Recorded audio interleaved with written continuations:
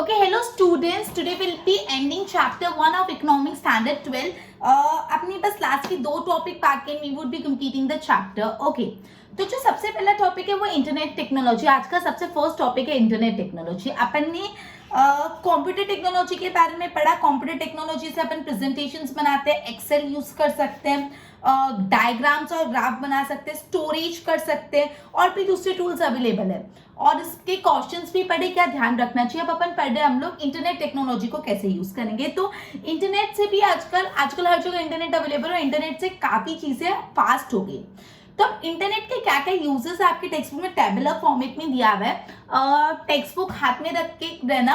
I will be discussing. सबसे पहला है ट्यूटोरियल्स. आप सबको पता है अगर आपको कोई भी लेसन का या कोई भी चीज का ट्यूटोरियल चाहिए होता है तो आप जब इंटरनेट पे लिखते हो तो आपको बहुत सारे ट्यूटोरियल्स मिल जाते हैं. मतलब आपको बहुत सारे वीडियोस मिल जाते हैं. ठीक है, पावर पॉइंट प्रेजेंटेशन के फॉर्म में, पीपीटी फॉर्म में. तो इंटरनेट के अवेलेबिलिटी से आप अलग अलग टॉपिक के अलग अलग ट्यूटोरियल्स देख सकते हैं in the form of power point presentation. तो यहाँ पे यही बात बोलिए कि कुछ कुछ ऐसी एजुकेशनल वेबसाइट है जो power point presentation, study material, worksheets आप ओपन एक्सेस लिंक पे रख सकती है और हम उस प्रेजेंटेशन को ट्यूटोरियल फॉर्म में देख सकते हैं. मतलब सबसे पहले इंटरनेट का यूज बोला है ट्यूटोरियल.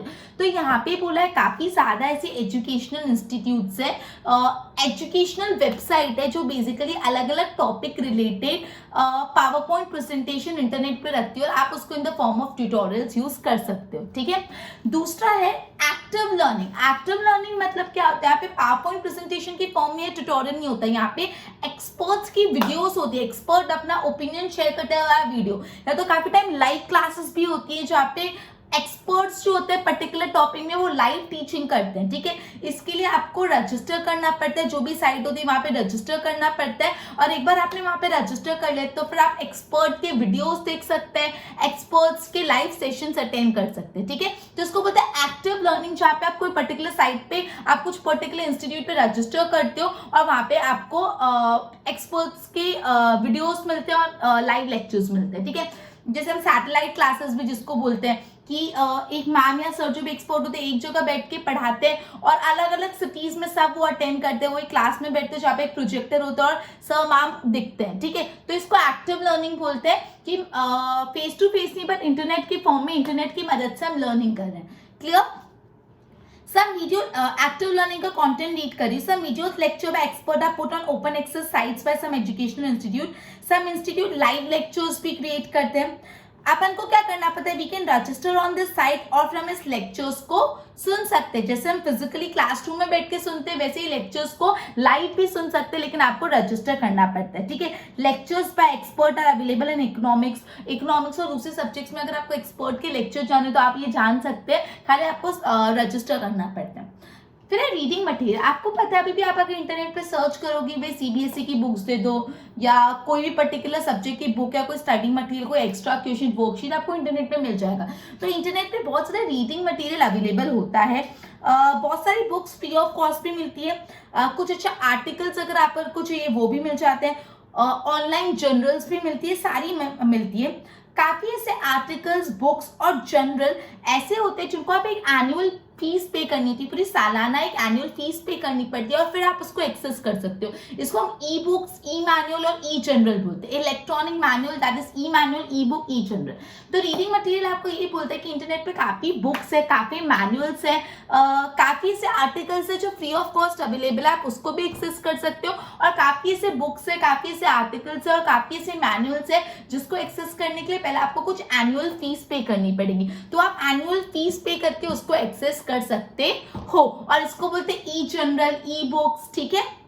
उसके बाद इंफॉर्मेशन. तो बेसिकली आपको पता है internet is a bundle of information.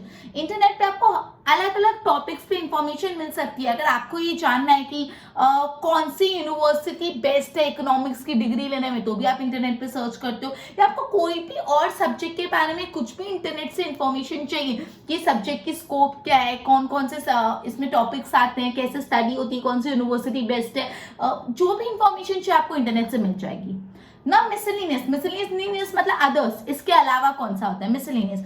मतलब अगर आपको कोई इकोनॉमिक्स की कोट्स चाहिए, कोई रेफरेंस बुक का नाम चाहिए, कोई भी चीज आप इंटरनेट पे सर्च कर सकते हो। And the last one is data. Economics काफी सेकेंडरी डेटा यूज करता है। 11th स्टैंडर्ड में स्टैटिस्टिक्स में आपने पढ़ा था primary data, secondary data. Primary data वो डेटा होते हैं जो आप डायरेक्टली जिस पर्सन से इंफॉर्मेशन चाहिए उससे जाके बातचीत करें, और सेकेंडरी डेटा होता है कि डायरेक्टली उससे नहीं कोई और ऑर्गेनाइजेशन से आप कलेक्ट करो। तो इकोनॉमिक्स में बहुत ज्यादा सेकेंडरी डेटा का यूज होता है। जैसे we use data on budget of government, banking, agriculture, value of import export, ये जानने के लिए अलग अलग इंस्टीट्यूट यूज करते हैं। ये डेटा आपको ऑथेंटिक वेबसाइट से मिलेगा, जैसे authentic site for data on banking. अगर आपको बैंकिंग रिलेटेड कोई भी डेटा चाहिए तो उसकी ऑथेंटिक साइट कौन सी? Reserve Bank of India. अगर आपको बैंकिंग रिलेटेड कोई भी डेटा चाहिए तो उसके लिए ऑथेंटिक साइट है रिजर्व बैंक ऑफ इंडिया की साइट से आप सारी इंफॉर्मेशन ले सकते हो। अगर आपको इंपोर्ट एक्सपोर्ट के बारे में कोई डेटा चाहिए तो उसके लिए ministry of commerce and industries of government of India, ये ऑफिशियल साइट है। अगर आपको बजट रिलेटेड कुछ इंफॉर्मेशन चाहिए तो मिनिस्ट्री ऑफ फाइनेंस, ये ऑफिशियल साइट है। गवर्नमेंट ऑफ इंडिया और ये सब कुछ कुछ ऐसी ऑर्गेनाइजेशन और कुछ कुछ ऐसी एजेंसी जो नेशनल और इंटरनेशनल लेवल पे फंक्शन करती है और ये डेटा को वेबसाइट पे रखती है, जैसे CSO, NSSO, WHO, UNO, IMF, world bank, ये सारी इंस्टीट्यूट, ये सारी ऑर्गेनाइजेशन है। तो इन सब का डेटा भी आप इंटरनेट के थ्रू एक्सेस कर सकते हो। तो एकदम सिंपल सी बात है, बहुत ही इजी है। इंटरनेट का क्या उपयोग है इकोनॉमिक्स में? इंटरनेट का इकोनॉमिक्स में क्या फायदा होता है? तो आपको यहाँ पे 6 पॉइंट है। पहला बोला है ट्यूटोरियल्स, तो बोला है काफी ऐसी एजुकेशनल वेबसाइट है जो अपने वीडियोस को in the form of PowerPoint presentation internet पे रखती है, अपना स्टडी मटेरियल भी रखती है, वर्कशीट्स भी रखती है। तो आप उन वीडियो को in the form of tutorials करके समझ सकते हैं। फिर था एक्टिव लर्निंग। एक्टिव लर्निंग में ऐसा बोला है कि अगर आपको कोई एक्सपर्ट की, इकोनॉमिक्स में कोई एक्सपर्ट की वीडियो चाहिए या उसके अंदर कोई पर्टिकुलर सब्जेक्ट की वीडियो चाहिए, या तो अगर आपको ऑनलाइन लाइव पढ़ना है तो आप एक्टिव लर्निंग से कर सकते हो। मतलब आपको कहीं रजिस्टर करना होता है, फिर रजिस्टर करोगे, फिर आप एक्सपर्ट की वीडियो सुन सकते हो एक्सपर्ट के साथ लाइव बैठ के, मतलब live in the sense video conferencing पे भी बात कर सकते हो। तो ये सारी फैसिलिटी आप इंटरनेट से कर सकते हो, इंटरनेट की मदद से सारी फैसिलिटी यूज कर सकते हो। उसके बाद रीडिंग मटेरियल, मतलब काफी ऐसी बुक, काफी ऐसी मैनुअल्स, काफी ऐसी जनरल है जो इंटरनेट पे फ्री ऑफ कॉस्ट अवेलेबल है, राइट। और काफी ऐसी बुक्स है, काफी जनरल और काफी मैनुअल्स है जो पैसे देके भी अवेलेबल है। जो आप एक एनुअल पूरे साल का पैसा दे दो फिर आपको बुक पढ़ने मिलेगी, जिसको हम ई जनरल, ई मैनुअल, ई बुक्स बोलते हैं। फिर आपने इंफॉर्मेशन के बारे में पढ़ा। आपको अगर ये जानना है सपोज कि कौन सी यूनिवर्सिटी बेस्ट है इकोनॉमिक्स में डिग्री के लिए, तो भी आप इंटरनेट सर्च कर सकते हो। कुछ भी आप इंटरनेट पे इकोनॉमिक्स रिलेटेड सर्च करते हो। फिर आप मिसलिनियस आपको कोई बड़े बड़े इकोनॉमिस्ट के कोट्स जानने तो आप इंटरनेट से ले सकते हो। आपको जानना है कि ये पढ़ाई करने के लिए कौन सी रेफरेंस बुक अपन को पढ़नी चाहिए तो भी आप इंटरनेट से सर्च कर सकते हो।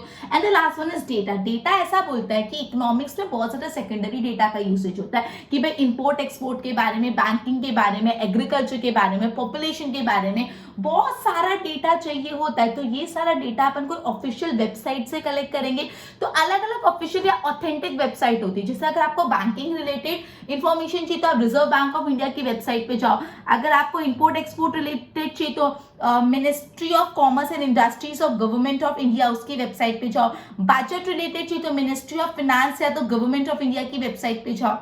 फिर काफी ऐसी ऑर्गेनाइजेशन है जो national as well as international level पे वर्क करती है डेटा कलेक्ट करके उनको पब्लिश करने के लिए। ऐसी कौन सी ऑर्गेनाइजेशन है? CSO, central statistical organisation, NSSO, national sample survey organisation, WHO, world health organisation, UN, united nation organisation, CMIA, centre for monitoring Indian economy, ILO, international labour organisation, international labour organisation, IMF, international monetary fund, world bank. मैंने सबके full forms भी आपको साथ ही साथ बता दिए।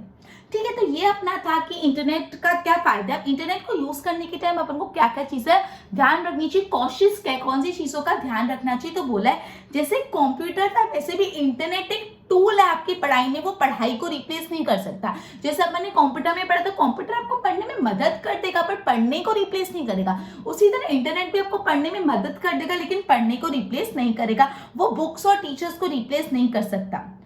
Internet में बहुत ज्यादा सब स्टैंडर्ड क्वालिटी का डेटा, इररिलेवेंट इंफॉर्मेशन, इररिलेवेंट मतलब बेकार की इंफॉर्मेशन, मिसलीडिंग इंफॉर्मेशन, गलत इंफॉर्मेशन, प्लेगराइज आर्टिकल्स, खराब आर्टिकल्स, ये भी अवेलेबल है, बट आपको डिसाइड करना, you need to have that sense कि कौन सी इंफॉर्मेशन सही है और कौन सी गलत।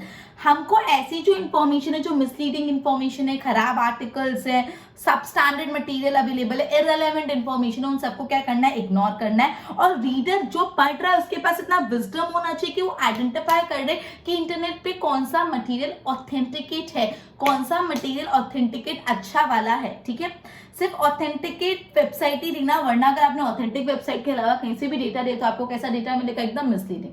तो यहाँ पे बोला है कौन से कॉशियस लेने चाहिए व्हाइल यूजिंग इंटरनेट। तो यही बोले कि इंटरनेट आपका टूल है, वो टीचर्स और पढ़ाई को रिप्लेस नहीं कर सकता। इंटरनेट पे काफी इररिलेवेंट इन्फॉर्मेशन है, सब स्टैंडर्ड मटेरियल अवेलेबल है, मिसलीडिंग इन्फॉर्मेशन है। अब ये जो रीडर है उसको आइडेंटिफाई करना पड़ेगा कि कौन सा डेटा ऑथेंटिकेट है और कौन सा बेकार। दोनों में से ऑथेंटिक डेटा वो चूज करेगा तो ही इंटरनेट काम का, वरना इंटरनेट भी उसके लिए बेकार। अब लास्ट टॉपिक है डेटा सीडी या तो कॉम्पैक्ट डिस्क। सीडी का फुल फॉर्म कॉम्पैक्ट डिस्क।